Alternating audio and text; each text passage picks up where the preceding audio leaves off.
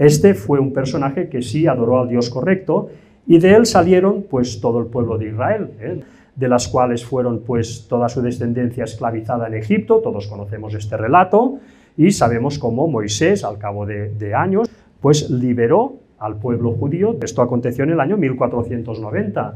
El pueblo de Israel es liberado por Moisés. Todos hemos escuchado esta historia y cómo Israel se posicionó en la zona de Canaán, una zona que hoy en día está tan disputada. Luego diremos un poco el porqué. Pero vemos cómo aquí se posicionó el pueblo de Israel. Todos conocemos esta historia. Bueno, pues vayamos a por qué los judíos tienen tanta importancia en la Benay Berray, en esa organización masónica que domina todas las grandes logias del mundo. Todo se empezó a complicar para el pueblo judío, especialmente con la subida de este rey, del rey Salomón. Todos quizá también hemos escuchado del rey Salomón.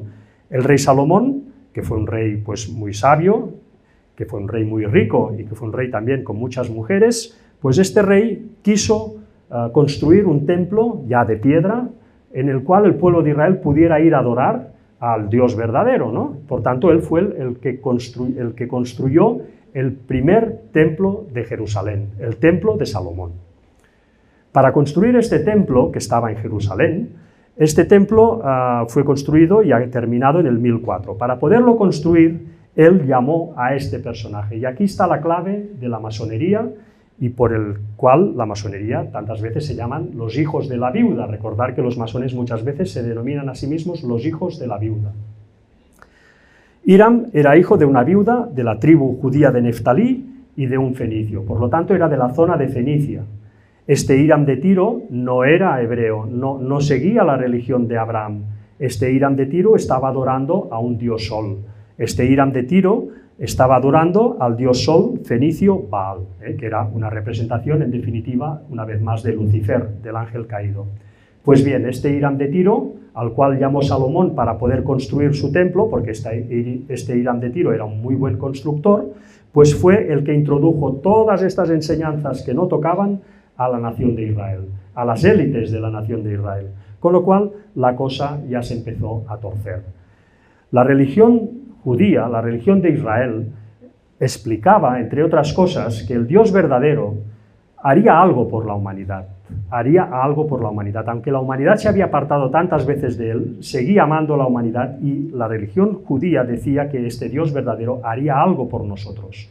¿Qué haría? Su plan era que vendría un Mesías, que no sería otro que es Dios Hijo, que haciéndose hombre habitaría entre nosotros, entre la nación de Israel, en un momento determinado de la historia, y este ser, este Mesías, vendría a traer el conocimiento correcto al mundo, un mundo engañado, como hemos visto antes, por el ángel caído. Pues este ser vendría a traer el conocimiento verdadero para que la humanidad, para que los que quisieran, pudieran darse cuenta y cambiar su vida. Además de dar estas enseñanzas, este Mesías lo que haría sería dar su vida en pago a los pecados ya cometidos por la humanidad y a los futuros pecados que cometería, ¿no? Es decir, que en el cielo todo tiene un precio, desde luego, todo se registra, Dios es perfecto, por lo tanto, cuando una persona hierra, pues ese hierro queda constancia, pues para que borrar esa constancia, Dios Hijo moriría por todos nuestros pecados. Ese era el plan original que la religión judía tenía muy claro. Vendría un Mesías por primera vez para hacer esto, y luego vendría por segunda vez para, ya completado el plazo que Dios nos ha dado, pues venir por segunda vez para recoger a todas las personas del mundo que hubiesen aceptado las enseñanzas de esa primera venida.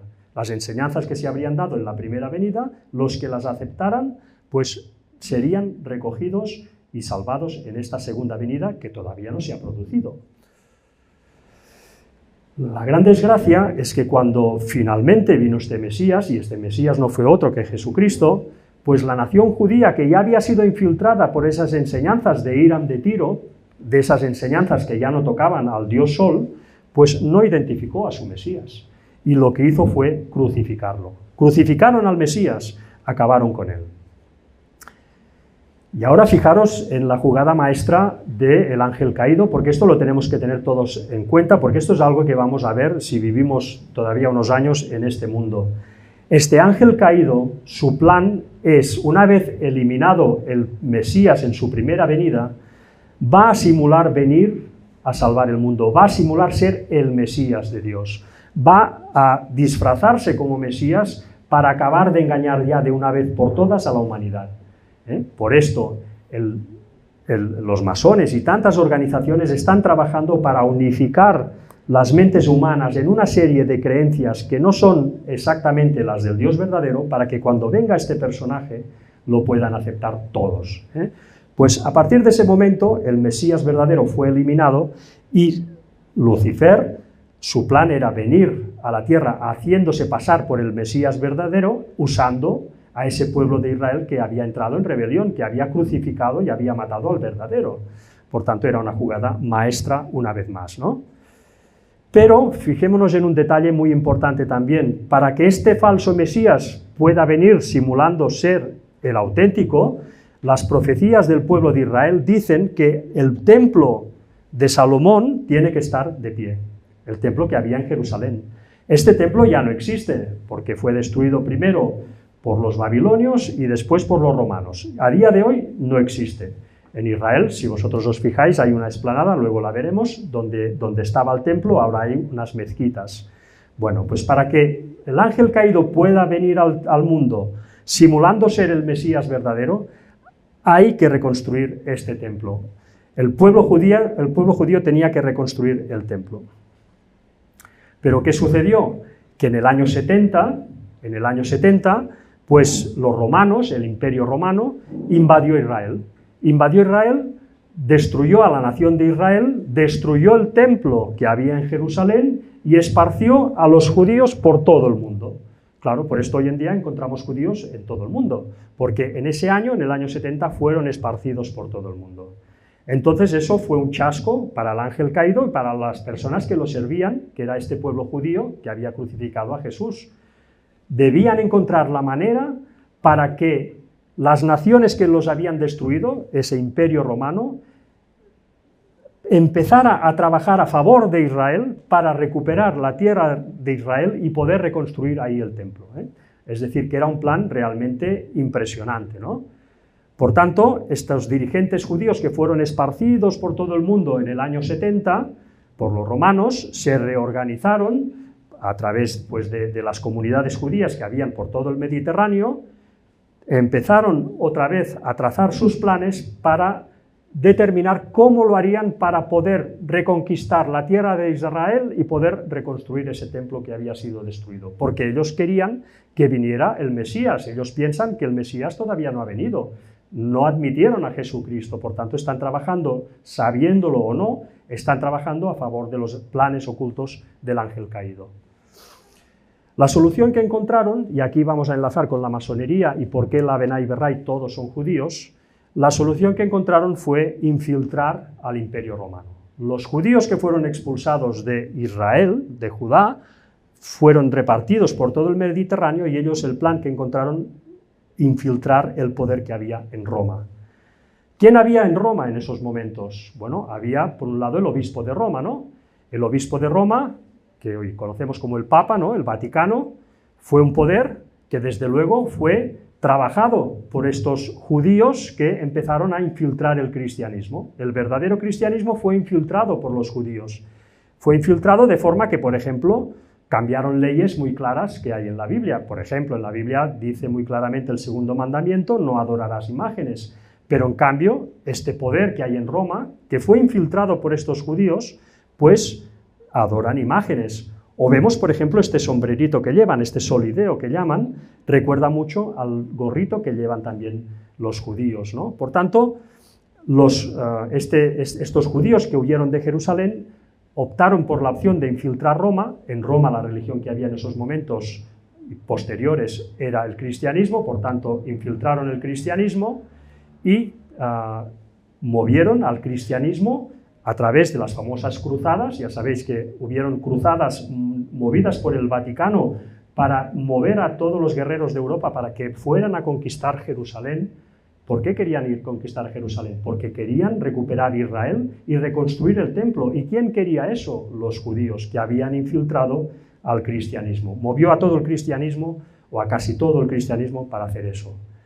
A la vez, también crearon sociedades secretas en todas las élites europeas, en las élites romanas, crearon sociedades secretas donde se impartieron las enseñanzas de Hiram de Tiro, de ese fenicio que hemos dicho que ayudó a Salomón a construir el templo y que ya puso todos esos conceptos en la nación hebrea.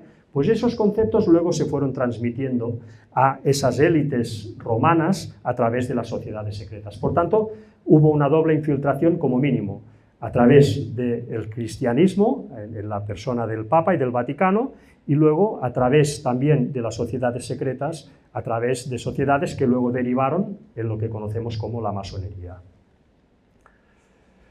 Esto es un escrito masónico, dice: yo soy extranjero, hijo de una viuda, vengo de Oriente y voy a Occidente, traigo la regla, la escuadra, el compás, la paleta, me acompañan la fe, la esperanza y la caridad, me guían el sol, la luna, la estrella polar, busco la palabra perdida. Esto es un escrito masón.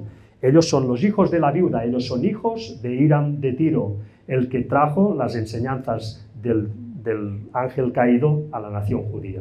Por eso todos esos judíos que han seguido desde entonces esas enseñanzas son los que han creado las sociedades secretas, son los que han dado estas enseñanzas a las élites europeas, y a raíz de ahí todas esas élites europeas han tenido la inquietud de reconquistar Jerusalén y de reconstruir el templo. Están trabajando, sin saberlo tantas veces, a favor de ese viejo objetivo judío de volver a levantar el templo para que su supuesto Mesías, que será Lucifer haciéndose pasar por Jesús, venga a la tierra y dé el golpe de gracia definitivo.